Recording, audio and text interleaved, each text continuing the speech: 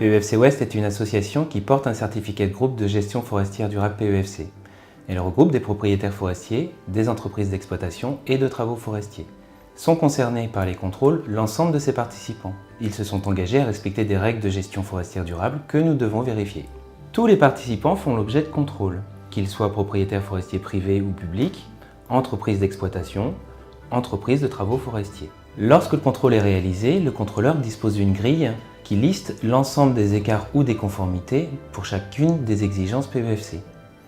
Ces éléments sont ensuite transmis à notre revue de direction. C'est la plus haute instance de décision qui concerne l'application du schéma français de certification forestière. Cette instance est composée à part égale de membres producteurs, de membres transformateurs et de membres usagers de la forêt. Elle examine les écarts relevés et les caractérise en non-conformité majeure lorsque c'est un écart grave ou en non-conformité mineure lorsque c'est un écart qui ne remet pas en cause la gestion durable de la forêt. La revue de direction peut aussi essayer de repérer les écarts récurrents de manière à mettre en place des actions collectives dans le cadre d'un programme d'accompagnement qui va permettre de limiter les impacts négatifs sur la forêt. En cas de contrôle non conforme, la revue de direction sanctionne en fonction de la gravité de l'écart. Si l'écart est irréversible, la gestion durable de la forêt n'est plus possible.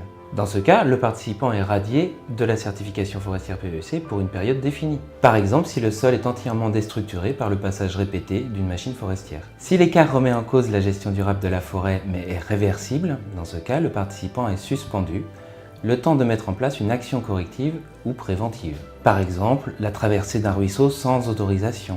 Dans ce cas, l'action corrective peut conduire à mettre en place un dispositif de franchissement temporaire.